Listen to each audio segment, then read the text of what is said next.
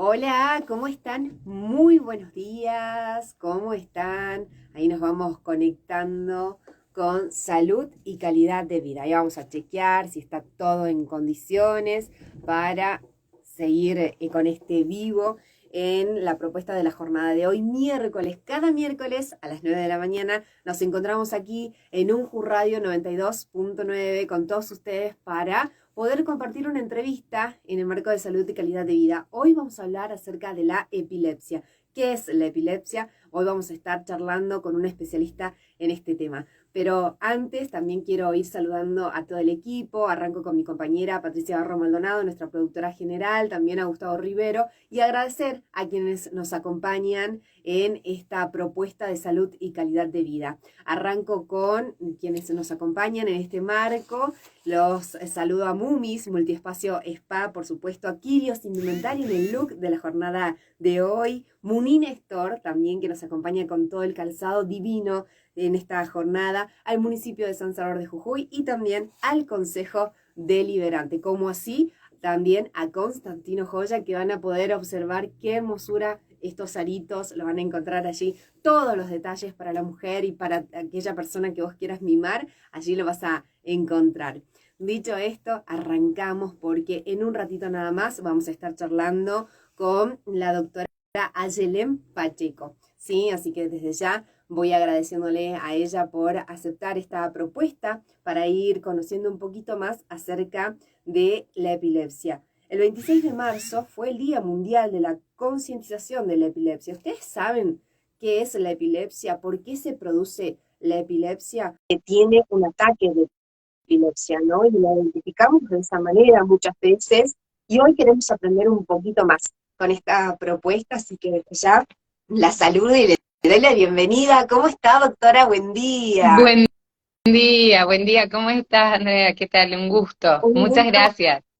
un gusto tenerla acá, pero permítame que la presente bien como corresponde. La quiero recibir a la doctora Ayelén Pacheco. Ella es médica, neuróloga. Ella está trabajando en el Hospital Nacional Posadas, ¿sí? Epilepsia hospitalaria italiana, desde el italiano también ha sido parte, y integra la Sociedad Neurológica Argentina. Usted me dirá bien allí si es que estoy con los datos, y también es parte de la Liga Argentina de la Lucha contra la Epilepsia, ¿sí? Bien.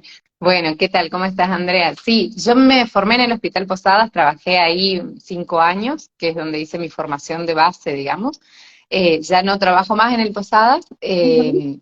y de ahí me fui al Hospital Italiano, que es donde hice la subespecialidad en epilepsia. Ahora actualmente, por cuestiones de la vida y familiares, estoy viviendo en la provincia de Chaco, Ajá, así que ya no trabajo más en Buenos Aires hace un tiempito. Pero bien, sí, dedico mi consulta mayoritariamente a la epilepsia. Si bien así es. atiendo, ¿no? Neurología general, lo que más hago es epilepsia. Qué importante es poder seguir trabajando en la importancia y en la concientización, ¿no? Decía yo hace un ratito que el pasado 26 de marzo fue el Día Mundial. Poco sabemos de la epilepsia, más allá de que por ahí puede ser que nos toque algún familiar cercano, ¿no? O en nuestro grupo familiar. Por eso me parecía Tal- interesante y desde la producción apostábamos a este tema, ¿no?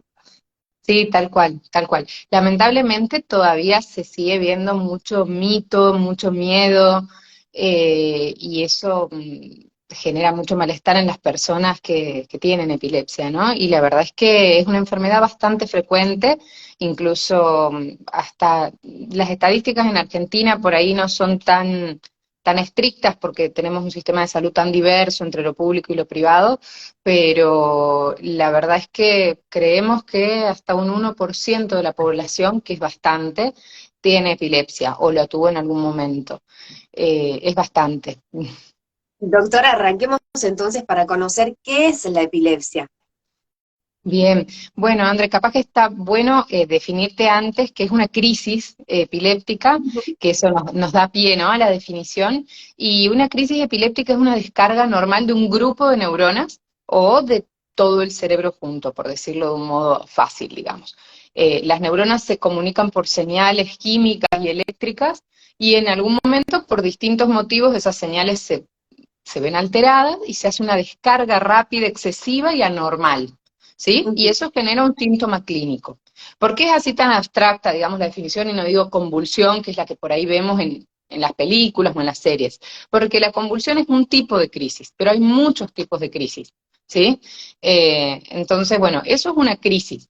Y la epilepsia es una enfermedad crónica, perdón, que lo Sí. que predispone es a tener crisis, ¿sí? Después hay definiciones más específicas porque hay distintos tipos de epilepsia, pero básicamente una persona que tiene epilepsia es una persona que por distintos motivos tiene predisposición a repetir crisis ante determinados estímulos, digamos, ¿sí? Ujú. Eso sería a grosero modo la definición. No, y está bueno, más allá de que por ahí tenemos que hablar en términos por ahí más coloquiales para poder llegar, ¿no? Más llano a la gente. Doctora, ¿y qué síntomas? Allí usted ya mencionaba uno, arrancábamos por un síntoma, por ejemplo, es el de la crisis, cuando te dan esta situación, ¿no? Pero ¿a qué más tenemos que estar atentos? Y en realidad lo que definimos son, las crisis epilépticas suelen ser síntomas que duran poco en el tiempo, son cortitas, duran segundos, no son síntomas de horas, sino segundos, minutos, ¿sí? A veces hay alteración de la conciencia y a veces no. Es un síntoma neurológico que puede ser un movimiento anormal, puede ser algo sensitivo, puede ser algo en la visión, hay distintos tipos de síntomas. Hay algunas más conocidas, depende por ahí también del grupo. A veces están también las crisis que llamamos crisis de ausencias, que quizás son un poco más frecuentes en la infancia, pero se pueden dar toda la vida, donde las personas sienten, a mí me han dicho muchos pacientes que los ponen en pausa, como que son segundos Ujú. donde se quedan mirando un punto fijo y después siguen. Y ellos no se dan cuenta porque no lo recuerdan, pero las personas les dicen te estaba hablando o pasó algo en el medio y ellos no lo registraron. De Ahí ahí hay también mucho, estamos hablando, perdón que le interrumpa, ahí también estamos hablando de los tipos de epilepsia.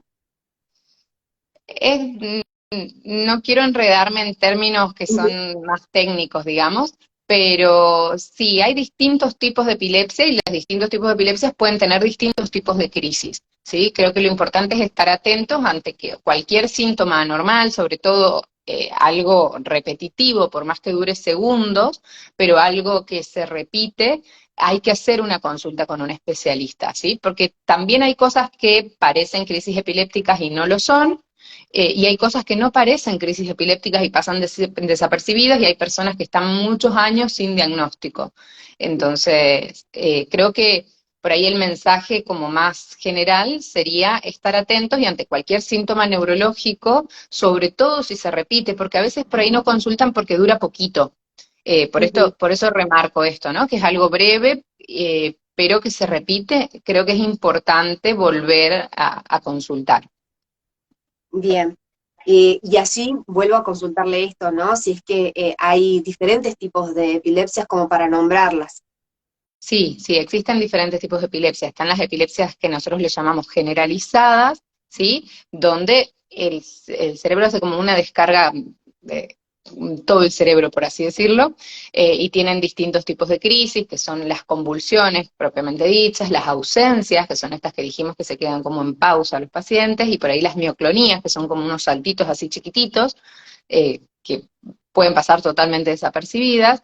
Están las que llamamos epilepsias focales, donde hay una lesión, a veces no la logramos ver a la lesión, pero en general hay una lesión, puede haber sido algo traumático, por ejemplo, alguien que tuvo un accidente y quedó una cicatriz, puede haber sido que tuvo un ACV y ese ACV generó una cicatriz, puede haber sido algo genético que generó una pequeña malformación en el cerebro, algunas infecciones parasitarias, distintas cosas pueden generar alguna lesión, y esa lesión puede después generar descargas de esa zona.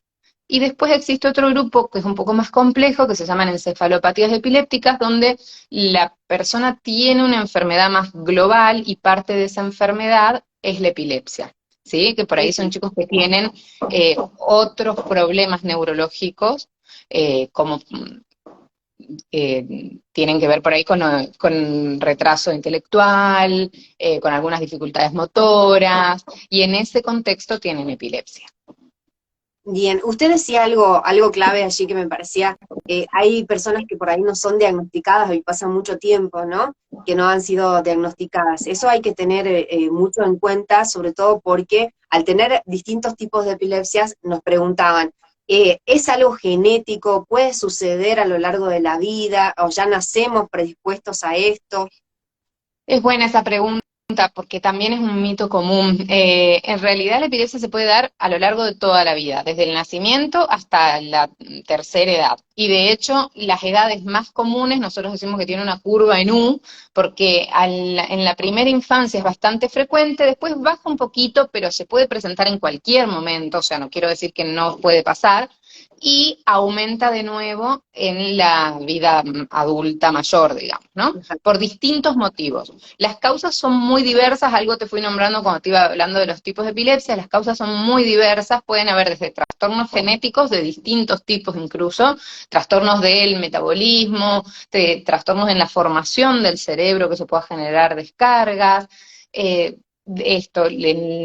nuestro país una causa muy común son los accidentes de tránsito, los ACV, algunas infecciones parasitarias, no quiero generar paranoia con los parásitos porque las infecciones parasitarias son re comunes y la mayoría nada le hace al cerebro, son intestinales, o sea, no quiero generar paranoia, pero sí algunos parásitos en particular pueden afectar al cerebro y pueden generar crisis después, y eso es bastante común en nuestra región.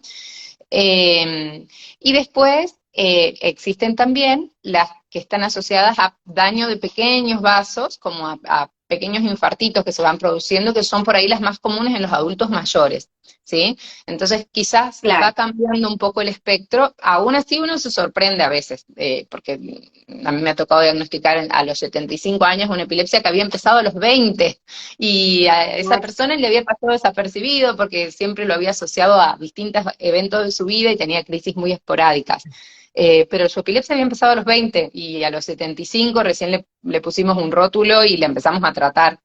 Claro. Así que bueno, qué sé yo.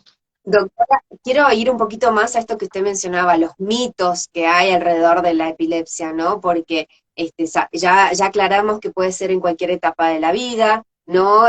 Hay distintos factores que nos pueden llevar a tener distintos tipos de epilepsia. Ya vamos a ir con el tratamiento, pero que quería consultarle esto, ¿no? ¿Qué otros tipos de mitos hay alrededor de la epilepsia? Mitos hay de lo más diverso, pero no me canso de escuchar cosas que son mitos y que el problema con los mitos es que, bueno, cada uno tiene derecho a creer lo que quiera, el problema es cuando generan daño, ¿no? Un mito muy común que genera mucho daño es el de tragarse la lengua. La lengua tiene 17 músculos, no se la traga nadie. Es imposible, es totalmente imposible.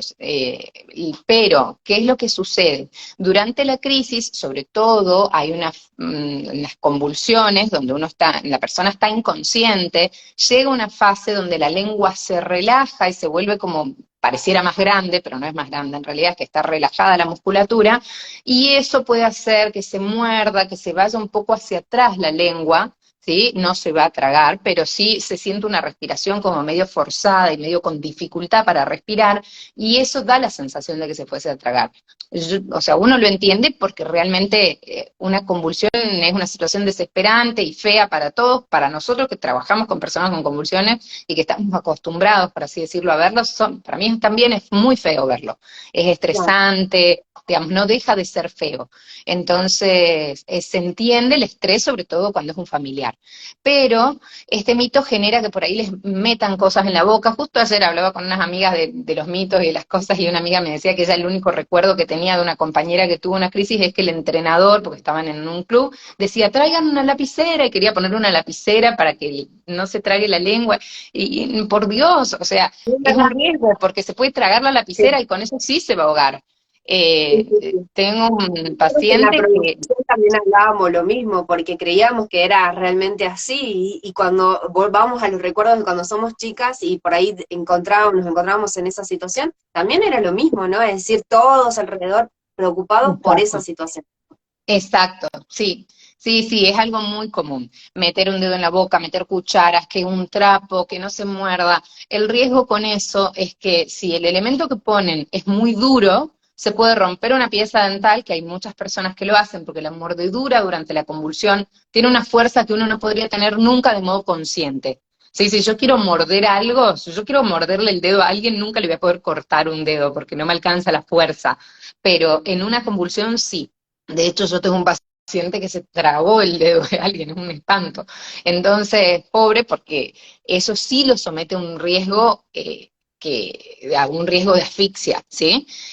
O romperse una pieza dental sí lo somete a un riesgo de asfixia. Entonces, el concepto es, no se van a trabar la lengua, por favor no metan nada, sí lo que debemos hacer es esperar que pase la convulsión y colocarlo de costado para que esa lengua que por ahí está relajada no se vaya para la parte de atrás y respire mejor, ¿sí? Además Claro, porque puede pasar que después de una convulsión la persona vomite o incluso las mismas secreciones que se formaron, esto que se le llama popularmente la espuma que sale por la boca, que no es más que saliva, pero la saliva con esa respiración agitada que entra y sale genera como esa espuma, ¿no? Entonces, esa famosa espuma, el vómito, lo que fuera, puede salir si uno lo pone de costado y no se va a la vía aérea, digamos, que es el único riesgo, que algo se vaya a la vía aérea. esa sería la manera correcta también de actuar en una crisis. Exactamente, exactamente. Por ahí quizás me adelanté a la pregunta, pero es esperar que pase y evitar que se golpee durante el momento. Otra cosa común que se hace es intentar ir contra el movimiento, ¿sí? Entonces la persona está moviendo el brazo y le quieren frenar el brazo con fuerza, y eso lo único que hace es lastimar a la persona que lo está conteniendo y a la persona que está teniendo la crisis. Por ahí es rodearlo, esperar que pase. Si está en un lugar que tiene algo con lo que se puede golpear, es quizás alejar las cosas con las que se pueda golpear, o ponerlo en el suelo y ponerle algo que haga de almohadón abajo para que no golpee la cabeza contra el suelo, porque eso también es común. Entonces por ahí una campera, un buzo, lo que sea, y después, una vez que la crisis cede, esperar. Bien, Y bien. Qué siempre, si no importante. conozco a la persona, llamar a emergencias, ¿no? Ujú. Eh, Eso es importante. Qué importante es poder saber también cómo manejarnos, cómo actuar. Cuando hablamos acerca de lo social, hay distintos aspectos y distintas edades en las que yo le quería preguntar, ¿no? Hablar en lo social con los niños, hablar de las mujeres embarazadas y también de el trabajo. Porque esto que decíamos de lo social y que yo tenga que entregar un papel donde tenga que diga que soy eh, eh, tengo epilepsia, ¿no? También ya condiciona al otro, al que me quiere contratar, ¿no? Porque, y eso también entra, parte lo relaciono con el tema de los mitos, doctora, porque hay mucha desinformación. Totalmente, totalmente. A mí eso es algo que me angustia mucho. Con los chicos, yo creo que los chicos son más sabios, ¿no? En general, y que los chicos en sí, cuando se les explica y se habla bien, como en todo, lo aceptan bastante bien. Para variar, el problema somos los grandes, porque lamentablemente me sigue tocando en chicos que tienen epilepsias de difícil control, ¿no? Porque no, la mayoría de las epilepsias, de eso te voy spoileando un poco el tratamiento, pero la mayoría responden bien al tratamiento.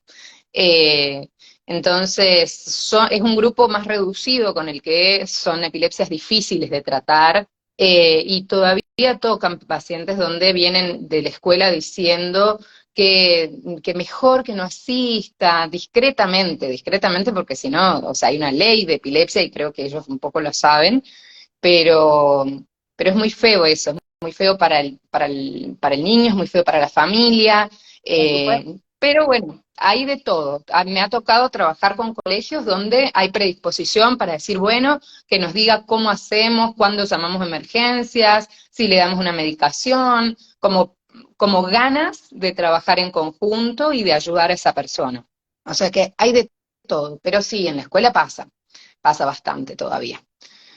Bien. Tengo, bueno, una paciente que la atiendo por videollamada que es del sur, y ella en Rawson, donde vive, activaron todo un protocolo en la escuela donde ya todos saben qué hacer, quién llama a la emergencia, hasta incluso un protocolo demasiado prolijo, yo digo, pero en los sistemas de emergencia a veces no somos tan prolijos, donde cada compañero tiene una función, no, son unos genios, digamos, unos genios, la verdad que Claro, porque así hay empatía. porque allí hay esta del lugar de ponerse en el lugar del otro, ¿no? Y el del querer, poder ser parte y saber actuar, ¿no? Para cuidar a esa persona. Totalmente. Además, como para variar en la mayoría de las cosas donde hay discriminación, en realidad lo que hay es un miedo enorme de no saber qué hacer ante una diferencia, de lo que sea. ¿Viste? Es como, eso va, es mi punto de vista personal, pero yo creo que cuando las personas discriminan X cosa, es porque les da miedo esa diferencia, no tienen idea que cómo comportarte ante una diferencia.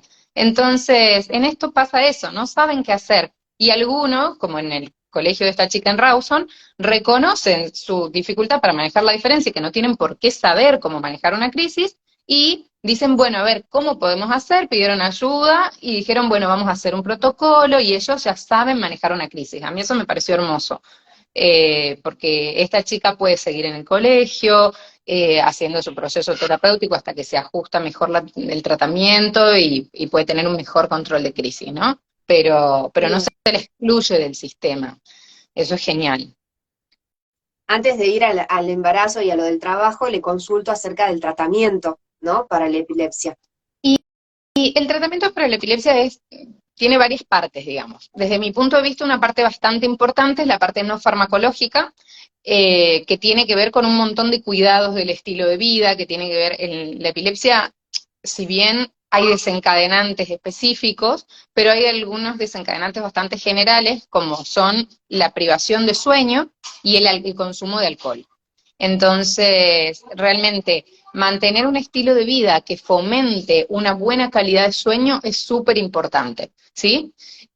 Mantener un estilo de vida con actividad física, que eso genera endorfinas, un mejor descanso, es una herramienta espectacular para el manejo del estrés, que al fin y al cabo el estrés es uno de los principales problemas para dormir, ¿no? Entonces, el estilo de vida para mí es muy importante. Yo eso es algo que estudio bastante y que me tomo un buen tiempo para charlar en la consulta. Hay aspectos de la alimentación, hay Claro. muchas cosas que influyen, ¿no? El consumo de alcohol, que tiene que ser mínimo o nulo. Son cosas que creo que tenemos que darnos un ratito para charlar en las consultas. Después el tratamiento central es el tratamiento farmacológico, que hay muy diversos fármacos y que no siempre los fármacos por ser más nuevos son mejores. El fármaco tiene que ser el que el paciente puede conseguir, por un lado, porque a veces me llegan pacientes con fármacos re nuevos y espectaculares, pero que tuvieron que pedir plata prestada para conseguirlo y no lo van a sostener en el tiempo y eso no tiene sentido, son Claro. tratamientos crónicos, entonces hay que buscar lo que uno puede sostener y el que le hace bien al paciente. El 70% de los pacientes responden a la primera droga, o Ujú. sea que eso es bueno. Y de ahí ya nos va quedando ese 30%, por ahí responde una segunda y por ahí, bueno, hay que ir trabajando más con otras estrategias, ¿no? Pero en general es el estilo de vida, lo farmacológico y existe también la cirugía de epilepsia, que no es para Bien. todas las epilepsias, no es de entrada, es para las epilepsias. Este grupito que no responde a determinadas características, se prueban distintas estrategias y cuando no responde, se estudian los pacientes y algunos se pueden operar. Es Claro. una cirugía electiva, o sea que se intenta hacerlo siempre para mejor del paciente, ¿sí? Entonces, si uno no, se lo estudia un montón al paciente antes de hacerle la cirugía para tratar de estar lo más seguro posible que va a salir mejor de esa cirugía. Si no, no se hace, nos quedamos con los fármacos. ¿Hay cura para la epilepsia? Es una buena pregunta. Mira, técnicamente no nos gusta hablar de cura en la epilepsia, porque es difícil definirla. Existen lo que se llaman síndromes limitados a la infancia, ¿sí? Que son algunos tipos de epilepsia que las ven los pediatras y nosotros los que hacemos adultos, es un antecedente directamente. O por ahí los agarramos en la adolescencia, en la cola de esa epilepsia, y ya se termina, ¿sí? Esas son las que verdaderamente se curan. Algunas veces con la cirugía de epilepsia, sobre todo ¿te acordás que hablamos de las epilepsias que son focales, le llamamos nosotros, las que son por una lesión? A Sí, sí. veces, y quiero decir a veces porque no es el 100%, pero a veces cuando se puede sacar esa lesión, siempre y cuando esa lesión no involucre algún área muy importante del cerebro, porque a veces esa lesión está justo asentada en un área importante del lenguaje, de la movilidad, y no la podemos tocar porque le vamos a generar un perjuicio al paciente. Pero cuando se puede, esos generalmente quedan libres de crisis. Pero Ujú. aún así somos bien cautos para decir eso. Es como que a nosotros nos gusta decir, de hecho cuando lo presentamos en congresos y cosas decimos, lleva tanto tiempo libre de crisis, pero como que no queremos decir está curado magia porque tenemos miedo de que repita, porque obviamente uno puede haber sacado la lesión, pero se generó una cicatriz y esa cicatriz a veces puede eventualmente dar una crisis muchos años después, ¿sí? Que les cambie el pronóstico totalmente, porque por ahí es una persona que venía teniendo un montón de crisis, se sacó una lesión y de repente tiene una crisis dentro de 10 años. Pero Ujú. técnicamente no nos gusta hablar de curación en eso. Eh, Perfecto. En la provincia de Jujuy se hablaba mucho, nosotros tenemos a la venta el cannabis, sí. y se hablaba mucho para el tratamiento de la epilepsia, ¿no? Y en el caso de epilepsia refractaria, que por ahí es como mucho más avanzado, usted me podrá explicar mejor, o se puede utilizar en Sí, todas. eh, bueno, es un tema interesante el cannabis, cada vez hay más, estamos aprendiendo cada vez más del cannabis, pues si bien es algo milenario que se empezó a usar hace 500 años para el tratamiento de la epilepsia y de otras cosas, ahora se retoma el tema. Yo lo que siempre aclaro antes de empezar a hablar de cannabis es que es un fármaco. Porque por ahí es Bien. como que, porque proviene de una planta y es un aceite, asumimos que es como el aloe vera, bueno para todo, y es un fármaco, tiene efectos adversos como un fármaco, tiene contraindicaciones como un fármaco, tiene interacciones como un fármaco. Entonces uno lo tiene que tomar con el mismo respeto que tomaríamos otro fármaco, ¿sí? Entonces, así como yo no tomaría paracetamol que hace mi vecina en el fondo de su casa, porque no sé cómo lo hace químicamente, por más que mi vecina sea muy honesta, yo no sé cómo lo hizo y cuánto paracetamol tiene eso que me da. Del mismo modo, intentamos por ahí que sea de la fuente más confiable posible. Yo sé que en Jujuy están trabajando muy bien con eso, hay varias provincias que lo hacen, acá cerca de la provincia de Santa Fe, yo tengo pacientes que atiendo también a distancia en Santa Fe y que tienen un cannabis de Santa Fe, que está bastante bien también. Y hay algunos laboratorios por ahí ya nacionales e internacionales que están trabajando con eso.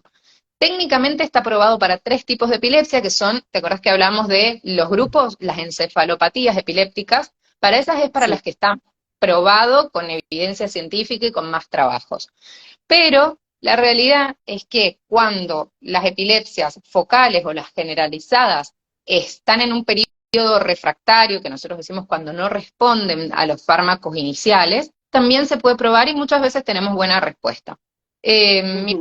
práctica personal, en lo que pude ver cuando estaba por ahí en centros más grandes, donde veía mucho más volumen de pacientes, la verdad es que los que mejor les va son los que están dentro de ese grupo. Yo tengo bastantes pacientes ahora en seguimiento con cannabis y la mayoría están dentro de esos grupos de encefalopatías epilépticas, que son grupos como específicos y tienen muy buena respuesta, pero son pacientes como muy seleccionados. Por ahí pasa que Claro. una persona tiene una crisis y viene con su crisis y dice, ¿puedo tomar cannabis?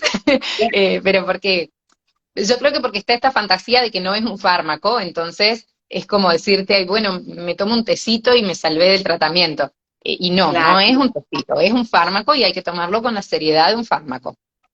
Además, hay que ver, como siempre usted lo dice, hablábamos de distintos perfiles, de distintos casos, y hay que ver cómo asimilo yo, ¿no? Ese fármaco, ¿no? Y hay que ver cómo Exactamente. responde mi cuerpo ante ese fármaco, porque cada caso es particular, y eso también está bueno decirlo, no hay una receta mágica, ¿no? Totalmente. Porque usted lo decía, a la primera, el primer fármaco quizás hay un gran porcentaje que lo asimila y le va bien, y puede seguir con ese, y pensar en esto que usted también dice, es algo crónico, ¿no? Que hay que seguirlo el tratamiento y sostenerlo con ese fármaco. Así que también me parece Exactamente. importante Sí, poderlo sí, aclarar. tal Doctora, cual. cuando hablamos acerca de el trabajo, ¿no?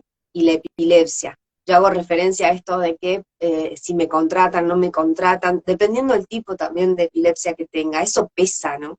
Muchísimo, muchísimo. Es muy lamentable, pero pesa muchísimo y sabes que, bueno, como en la mayoría de las cosas, siempre la población más vulnerable desde lo económico es la población que más lo sufre, porque quienes tienen trabajo informal son los que más sufren esto, ¿no?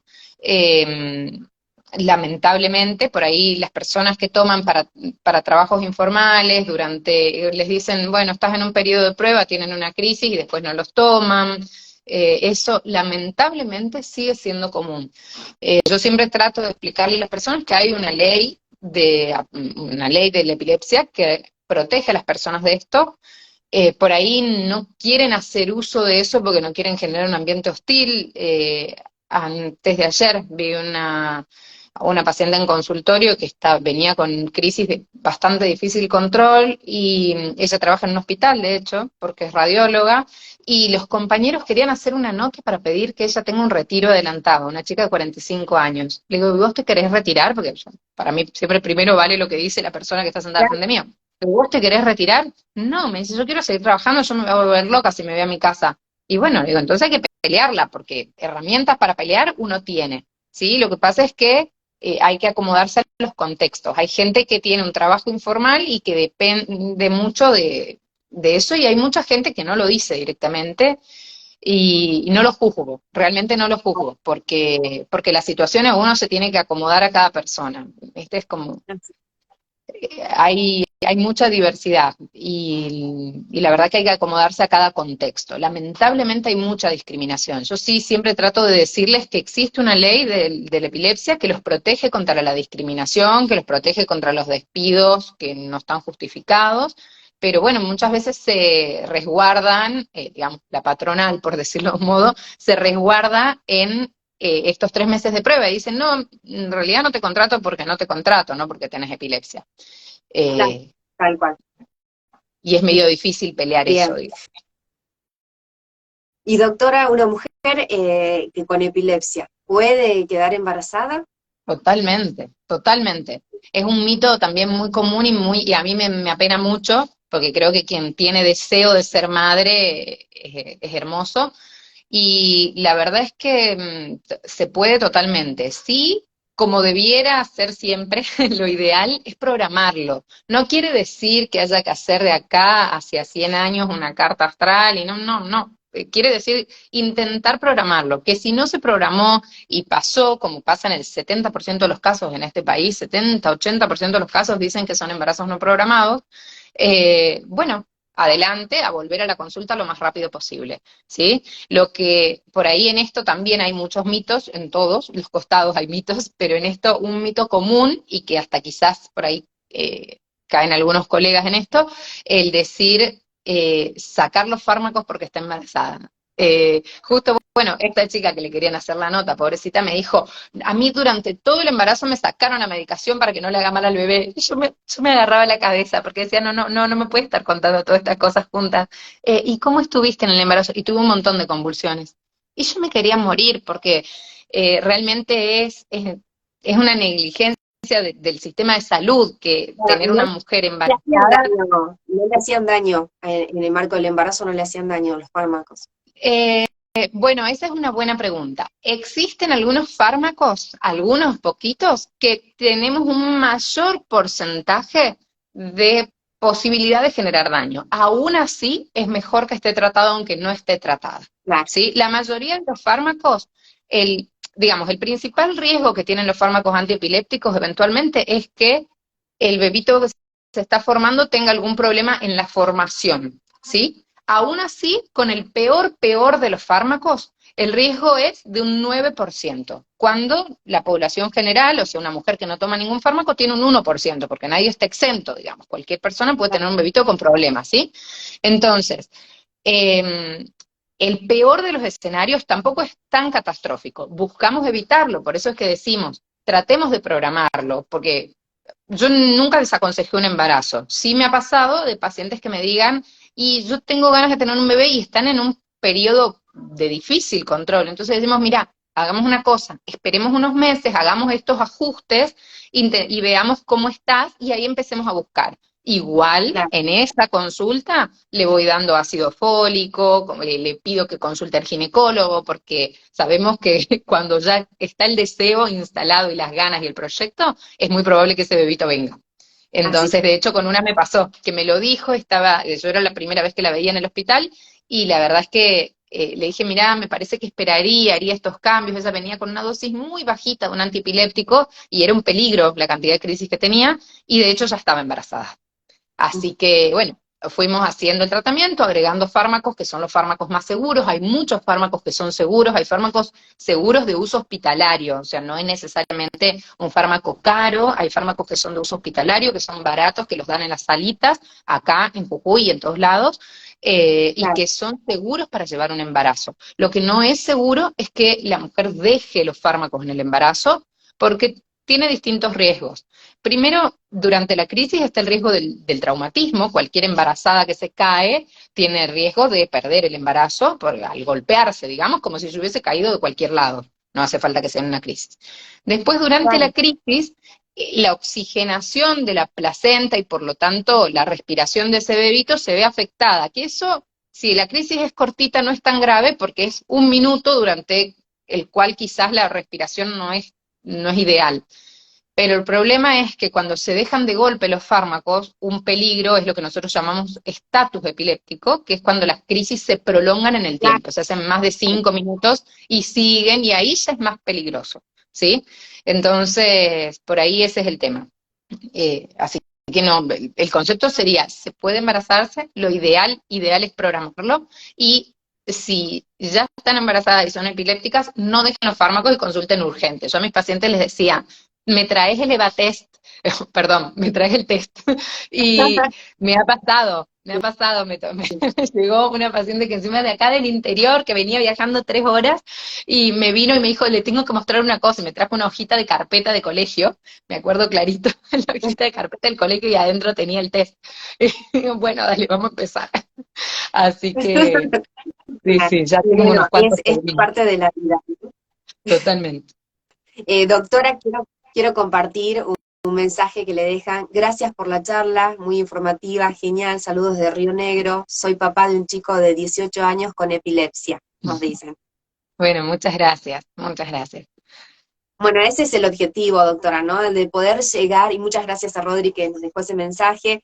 La verdad que ese es el objetivo de salud y calidad de vida. Desde Jujuy, Chaco, ahí estamos con los profesionales, buscando diferentes opiniones y alternativas para poder llevarle a la gente, ¿no? Así que desde ya le agradezco, doctora, me quedaría charlando mucho más tiempo, pero ya estamos terminando el programa, así que desde ya, muchísimas gracias por haberse sumado a Salud y Calidad de Vida. Este programa nuevamente se escucha en su versión de podcast el día sábado a través de la 92.9 y la página web www.unjurradio.com, así que ahí también se lo puede escuchar. Lo van a encontrar en el canal de YouTube también de la radio, y lo van a poder ir viendo también a través del Instagram por preguntitas, ahí pedacitos del programa, así que lo vamos a seguir difundiendo. Muchísimas gracias, doctora, Bueno, por su tiempo yo de hoy. te agradezco muchísimo.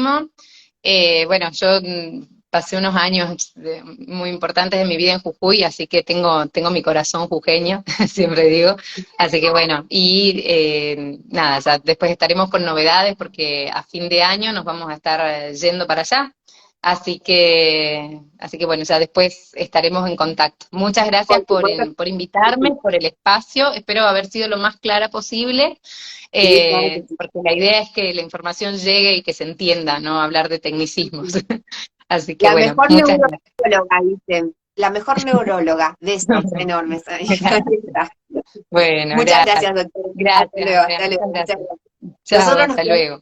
para decirles a ustedes que, bueno, allí pasó la doctora Yelén Pacheco, la pueden buscar a través de su Instagram también para consultas, muy amable ella por sumarse a Salud en Calidad de Vida, médica neuróloga. Actualmente está en la provincia de Chaco, pero ella se formó en el Hospital Nacional de Posadas, así que bueno, ya un agradecimiento para ella. Nos reencontramos el próximo miércoles con más de Salud y Calidad de Vida a través de la 92.9 de nuestro Instagram. Ya saben, ya lo dije, dónde nos van a poder volver a escuchar. Muchas gracias al Look de Quirios, a Constantino Joyas, a Munina Héctor, quien nos acompaña en la jornada de hoy, a Mutis, Multiespacio, al municipio de San Salvador de Jujuy y al Consejo Deliberante. Nosotros nos reencontramos la próxima semana. Muchas gracias, Pato.